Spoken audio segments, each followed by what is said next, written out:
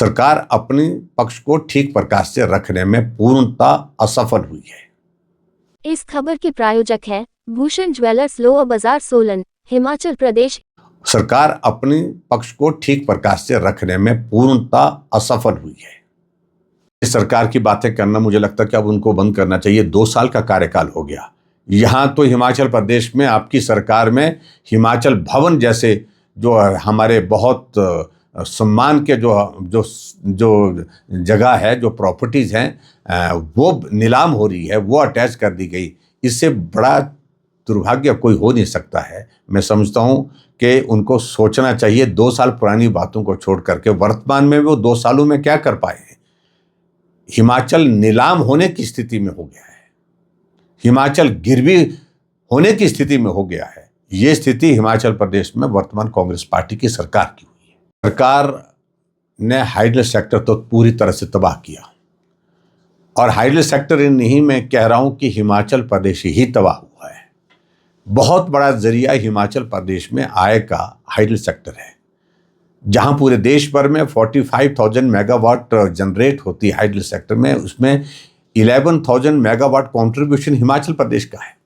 इसको और बढ़ाया जा सकता है, लेकिन जो पॉलिसी में हर रोज परिवर्तन करके और बेवजह जो व्यवहारिक चीजें नहीं है वो चीजें करने के बाद जितने भी हाइडल सेक्टर में जो हमारा पोटेंशियल था वो धरा का धरा रह गया, पानी बह करके चला जा रहा है। लेकिन उसके बावजूद जो इन्वेस्टमेंट करने के लिए हिमाचल प्रदेश में पावर प्रोजेक्ट में आने वाले थे लोग, उन सबको तो दरकिनार किया ही किया, वो तो वापस मुड़ करके चले गए। लेकिन जो SJVN, हमारा NTPC, NHPC, जो ऐसे जो है गवर्नमेंट ऑफ इंडिया के जो हमारे उपक्रम हैं, उनको भी जो प्रोजेक्ट दिए गए हैं उनको भी रोक करके रखा हुआ है। उनके खिलाफ भी कोर्ट में गए हैं मामले में, और इसके कारण सीधा सा मेरा कहना है कि बहुत बड़ा नुकसान हिमाचल प्रदेश को तो हुआ है। और हाइडल सेक्टर जो पूरी तरह से तबाह होने के साथ साथ में कोई सेक्टर अभी हिमाचल प्रदेश में ऐसा नहीं बचा जहां पर जो है प्रदेश सरकार ने जो उसको क्षति नहीं पहुंचाई, नुकसान नहीं पहुंचाया है। पॉलिटिकल जो उनके इश्यूज हैं उसके प्रति तो सजग है, वो तो कैबिनेट रैंक के साथ बनाए गए हैं। जहां जितने साथी सहयोगी हैं वो कैबिनेट के दर्जे के बिना कोई है ही नहीं, उसके बिना चलता नहीं है। और उसके बाद जो CPS बनाए गए, जो गैर कानूनी तरीके से बनाए गए हैं और संवैधानिक तरीका उसका बनाने का था ही नहीं। और हैरानी की बात है हमको कि जब CPS के मामले में पहले से कोर्ट का फैसला आ चुका है, सुप्रीम कोर्ट का फैसला आ चुका है, और भारतीय जनता पार्टी की हमारी सरकार रही, हमने 5 वर्ष नहीं बनाया, कम से कम उससे सीखना चाहिए था कि भाई नहीं बनाए तो कोई वजह रही होगी, क्या हमारे ऊपर दबाव नहीं था।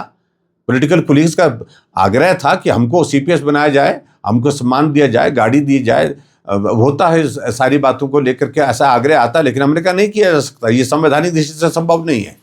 अगर हमने नहीं किया तो कांग्रेस के नेताओं ने क्यों किया? क्योंकि उनको गलतफहमी हो गई सरकार कुछ भी कर सकती है, और सरकार कुछ भी कर सकती है उसका परिणाम अब भुगतना पड़ रहा है। CPS हटा दिए गए और करोड़ों रुपए हिमाचल प्रदेश के CPS को बचाने के लिए वकीलों को दे दिए गए, और सुप्रीम कोर्ट में मामला लगा तो वहां पर एक पेशी का 1 करोड़ रुपए वहां पर वकील लेंगे, उसके लिए देने के लिए उनके पास पैसे की कमी नहीं है।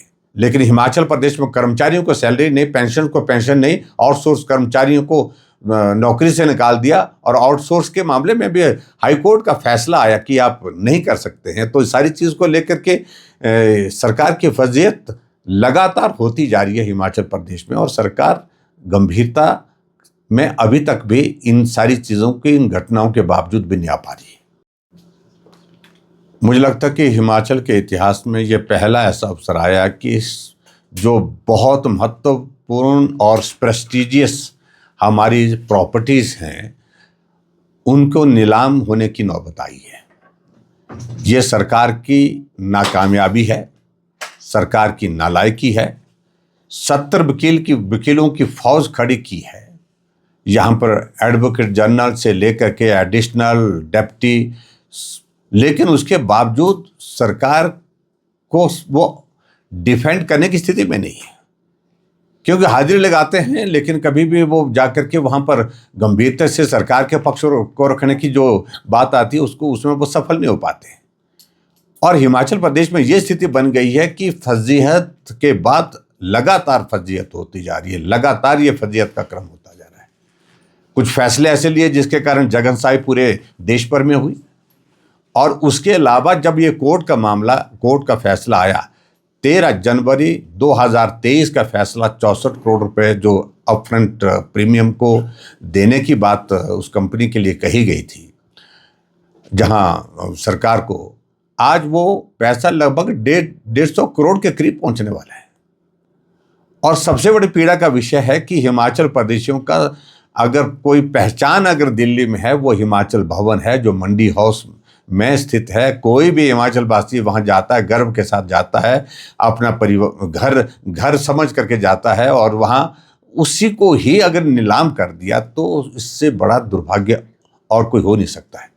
और आने वाले समय में इसी तरह के सरकार का ये दौर रहा तो मुझे लगता है कि कहीं सचिवालय को भी अटैच ना कर दे, कहीं विधानसभा को भी अटैच ना कर दे। ये स्थिति हिमाचल प्रदेश की आज की तारीख में बनी है। प्राथमिकता नहीं, एक तरफ से सीपीएस की कुर्सी बचाने के लिए, उसके लिए तो वकील जहाज में भी आए दिल्ली से, उसके लिए तो वकील दिल्ली से आए जो जिन पर करोड़ों रुपए खर्च कर दिया गया। और जब उसके बावजूद भी वो हाई कोर्ट में हार गए सीपीएस वाले मामले में, अब एसएलपी सुप्रीम कोर्ट में की है, जहां कांग्रेस की ओर से वकील खड़ा किया जाएगा, जो वकील 1-1 करोड़ रुपए एक बार खड़े होने की पेशी का पैसा लेता है, उसके लिए पैसे हैं। लेकिन हिमाचल प्रदेश में जो है इस प्रकार के जो महत्वपूर्ण कोर्ट के फैसले आए हैं, उनको सॉल्यूशन, उनका समाधान निकालने के लिए सरकार के पास जो ना तो समय है, ना उस तरफ गंभीरता है, ना वो प्राथमिकता है। आखिरकार इस फैसले से सारा हिमाचल का नागरिक जो है आहत हुआ है, और इस फैसले की वजह से जो है, क्योंकि नाकामयाबी अगर है तो सरकार की है। भूषण ज्वेलर्स सोलन, प्रदेश और देश भर में जाना पहचाना नाम। भूषण ज्वेलर्स लोअर बाजार सोलन, हिमाचल प्रदेश। उच्च गुणवत्ता की ज्वेलरी के लिए आप हमारे द्वारा दिए गए नंबर्स पर संपर्क कर सकते हैं। आपका विश्वास ही हमारी पहचान है।